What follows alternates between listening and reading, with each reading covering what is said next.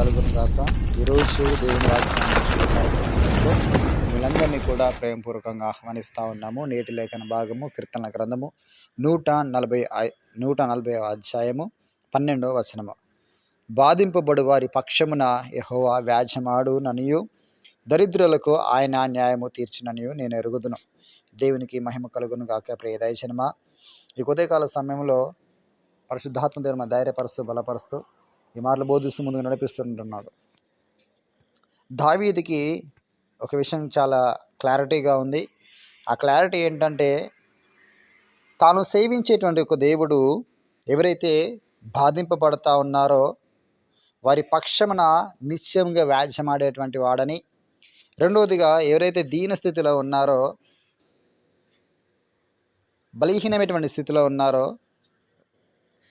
సహాయము అందుకోలేనటువంటి స్థితిలో ఉన్నారో, శత్రు యొక్క చెరసాలలో ఉన్నారో వారి పక్షమున న్యాయము తీర్చేటువంటి వాడిగా ఉన్నాడని చక్కని మాటలు సెలవిస్తూ ఉన్నాడు. ఎందుకంటే అనేక మార్లు దావీదు ఒంటరిగా ఉన్నప్పుడు, బలహీనుడిగా ఉన్నప్పుడు, శత్రువుల చేత పట్టబడినప్పుడు, అరణ్యంలో, కొండ గుహలలో, పేట సందుల్లో ఒంటరిగా ఆయన మునిగినప్పుడు దేవుడు ఆయన ఏ రీతిగా కాచి కాపాడాడో, తన్ని భద్రపరిచి ఒక ఉన్నతమైన స్థాయిని ఏ రీతిగా ఇచ్చాడో దావీదు స్పష్టంగా ఎరిగిన వాడు కనుక తాను ఈ మాట చక్కగా రాస్తా ఉన్నాడు. దేవునికి మహిమ కలుగును గాక. ప్రియదైవజనమా, దావీదు తన అనుభవపూర్వకంగా ఈ మాటలు తెలియజేస్తా ఉన్నాడు. అలాగే మన వ్యక్తిగత జీవితాల్లో కూడా ఎన్ని మార్లు శత్రు యొక్క కబంధ హస్తాలు మనం మునిగిపోయినప్పటికీ కూడా, ఎన్ని మార్లు నానా విధములైనటువంటి ఆటంకాలు మనం ఎదుర్కొన్నప్పటికీ కూడా, ఆ కష్టాల వెనుక దేవుడు ఎంత గొప్ప ఆశీర్వాదం మనకి ఇచ్చి ఉన్నాడో,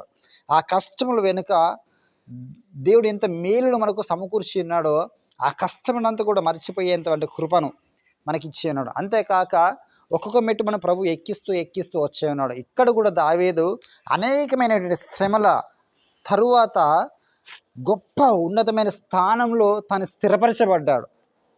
ఎప్పుడు స్థిరపరచబడ్డాడంటే, కష్టంలో, నష్టంలో, ఇరుకులో, ఇబ్బందులో, వేదనలో, బాధలో, అశాంతిలో, అసమాధానంలో, శత్రు యొక్క దాడిలో, మరణ ఛాయలో కూడా దేవుణ్ణి ప్రాధేయపడడం, దేవునికి విజ్ఞాపన చేయడము, దేవుని విచారించడము, ఆయనందు భయభక్తులు జీవించడం ఎప్పుడు కూడా ఆయన విడిచిపెట్టలేదు. ప్రతి సమయమందును కూడా ప్రభువుని స్తుతిస్తూ ఉన్నాడు, ప్రభుని ఆరాధిస్తూ ఉన్నాడు, ప్రభుకి ప్రార్థన చేస్తూ ఉన్నాడు. కాబట్టి నిశ్చయముగా తన స్థాయి స్థిరపరచబడింది. దేవునికి మహిమ కలుగును గాక. ఈరోజు ఈ మాటలు వింటున్న మనలో కూడా అనేకులు దేవునిపై ఆధారపడుతూ, ప్రతి విషయం కూడా ప్రార్థనపూర్వకంగా సిద్ధపడుతూ జీవితం ముందుకు కొనసాగిస్తూ ఉన్నాం కదా. ఈ లోకంలో నాకు నిజమైన ఒక సహాయకుడు ఎవరంటే ఆయన ప్రభు అయినటువంటి యేసు క్రీస్తు వారే అని ఆయన వైపే చూసి మనం ముందుకు సాగుతున్న క్రమంలో నిశ్చయంగా ఇదిగో నిన్ను కూడా దేవుడు స్థిరపరిచేటువంటి దినములు రాబోతా ఉన్నాయి. దేనికి మహిమ కలుగునగాక. ఎందుకనగా ఈ మాట స్పష్టంగా తెలియజేస్తానంటే, దాని తర్వాత వచనంలో కూడా ఈ విధంగా రాయబడి ఉంది. ఏమని అంటే, నిశ్చయముగా నీతిమంతులు నీ నామమునకు కృతజ్ఞతాస్తుతులు చెల్లించెదరు, యథార్థవంతులు నీ సన్నిధిని నివసించెదరు. దేనికి మహిమ కలుగును గాక. ఒక భయంకరమైనటువంటి సమస్యల వెనకాల దేవుడు నీతిమంతులు ఏ రీతి స్థిరపరుస్తాడంట, వారి నోటలో నుంచి కృతజ్ఞతాస్తుతులు వచ్చేటువంటి విధంగా స్థిరపరుస్తాడంట. రెండవదిగా ఆయన ఆలయంలో, ఆయన సన్నిధిలో నివసించేవారిగా మనం ఉంటామంట. దేవునికి మహిమ కలుగును గాక. ప్రియదైవజనమా, ఎంత గొప్ప కృపను ప్రభు ఇస్తా ఉన్నాడు. హిజ్కియాకి మరణకరమైన వ్యాధి వచ్చినప్పుడు దాని నుంచి విడిపించబడిన తర్వాత నువ్వు నా మందిరంలోకి ఎక్కి వెళ్దావు అని చెప్పేసి అన్నాడు.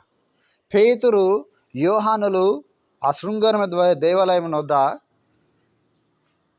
ఆ కుంటి వాడిని లేపినప్పుడు వాడు గంతులు వేస్తూ ఆలువుకి వెళ్ళినట్లుగా చూస్తూ ఉన్నాం. దేనికి మహిమ కలుగును గాక. హల్లెలూయా. ఎప్పుడైతే ఒక అసాధారణమైనటువంటి ఒక కార్యం మనం పొందుకున్న తర్వాత ఆయన సన్నిధిలో మనం కనబడతామంట. దావీదు అనుభవపూర్వకంగా రాస్తున్నటువంటి మాటలు.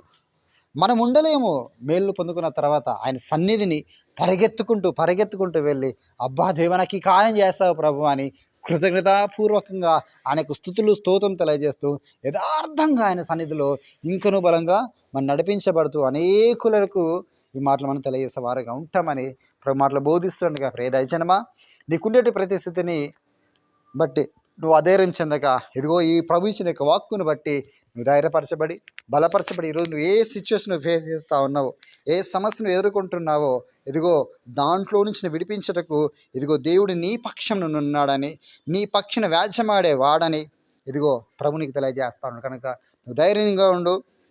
ప్రభు నీ పట్ల ఒక గొప్ప కార్యమును చేయబోతా ఉన్నాడు. ఈ మాటలు దేవుడు దీవించి ఆశీర్వదించును గాక. ఆమెన్. ప్రార్థన చేద్దాం. స్తోత్రం, స్తుతి ప్రభువ, పరిశుద్ధుడానికి వందములు తండ్రి. అయ్యా ఈ ఉదయకాల సమయం ఎంతో స్పష్టంగా మాతో మాట్లాడా ప్రభువ.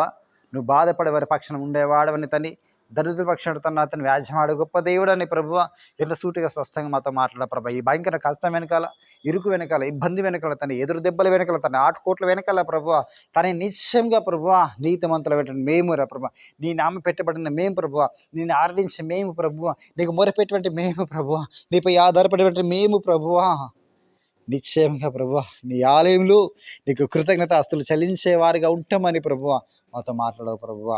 యథార్థవంతులుగా ప్రభువ నీ సన్నిధానంలో నిలిచి ఉంటామని ప్రభువ మాతో మాట్లాడేందుకు నీకు కృతజ్ఞత ఆస్తులు స్తోత్రం తెలియజేస్తాం. అవునయ్యా నువ్వు అంత సాధ్యం గల దేవుడా ప్రభా, నీకు అసాధ్యం అంటే ఏది కూడా లేదు ప్రభు. అవునయ్యా నా జీవితంలో ఎన్నో గొప్ప గొప్ప కారణం చేస్తా ప్రభా. ఇదిగో ప్రభు ఈ కారణం చేయటకు కూడా నా తని నువ్వు శక్తివంతున్నప్పుడు నేను నమ్ముతున్నా ప్రభు. నాతో మాట్లాడేందుకు వందనం తెలియజేస్తున్నా ప్రభు అని తని ఏ బిడ్డలేదు ప్రభు వారి కన్నీరు విడుస్తున్నా ప్రభా, వారి బాధను తన్ని వెక్కసపడుతున్నా తని, వారి బాధను తెలియజేస్తున్నా ప్రభు, తను వారి జ్ఞాపన చేస్తాను మూలుగుచుంటారు నా ప్రభా.